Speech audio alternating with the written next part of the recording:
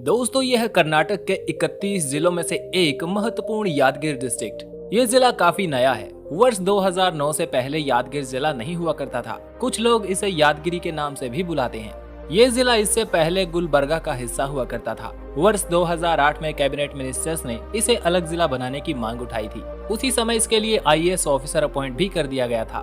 10 अप्रैल 2010 में ये नए जिले के रूप में अस्तित्व में आया। ये जिला कर्नाटक के उत्तर पूर्व में बसा हुआ है, जो 6 तहसीलों को मिलाकर 5234 वर्ग किलोमीटर के विशाल भूभाग पर विस्तृत बताया जाता है। इस जिले का आधिकारिक कार्यालय यादगिरी शहर में मौजूद है। जिले की विभिन्न संस्थाओं का संचालन इसी शहर से किया जाता है। इस जिले की डेमोग्राफी की बात करें तो यहाँ लगभग 11,74,000 विभिन्न धर्मों के लोग रहते हैं। ये जनसंख्या तिमोर लेस्ते देश की जनसंख्या के बराबर है। जनसंख्या के मामले में ये देश के 640 जिलों में से 404वें पायदान पर आता है। यहाँ पर लगभग 85% लोग हिंदू धर्म में विश्वास करने वाले हैं। इसके अलावा दूसरे नंबर पर 13% के शेयर के साथ इस्लाम धर्म मानने वाले लोग सबसे ज्यादा हैं।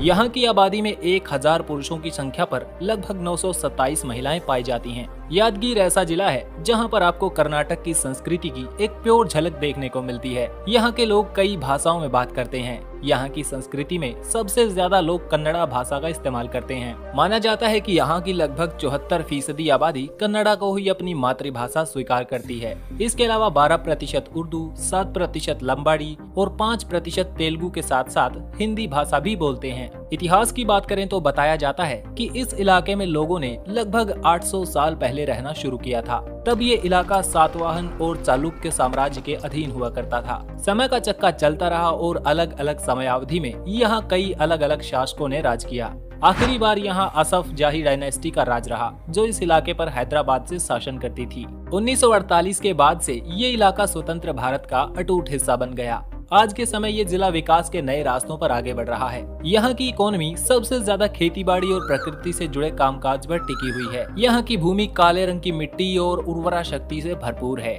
यहाँ पर चने और ज्वार की खेती उच्च क्वालिटी की होती है। यहाँ की धरती को दाल के कटोरे के रूप में प्रसिद्धि हासिल है, क्योंकि यहाँ पर कर्नाटक में सबसे ज्यादा विभिन्न तरह की दालें उगाई जाती हैं। इसके अलावा यहाँ इंडस्ट्रियल एरियाज की ग्रोथ भी काफी अच्छी होने वाली है। एक्सपर्ट्स का मानना है कि यादगीर जैसा जिला इन्वेस्टर्स के लिए एक गोल्डन अपॉर्चुनिटी है। यहाँ पर यूरेनियम से रिलेटेड इंडस्ट्रीज बनने वाली हैं, जिसमें यूरेनियम की प्रोसेसिंग और पावर जनरेशन प्लांट जैसे प्रोजेक्ट्स बनने की उम्मीद है। इससे आसपास के क्षेत्रों में भी ग्रोथ देखने को मिल सकती है।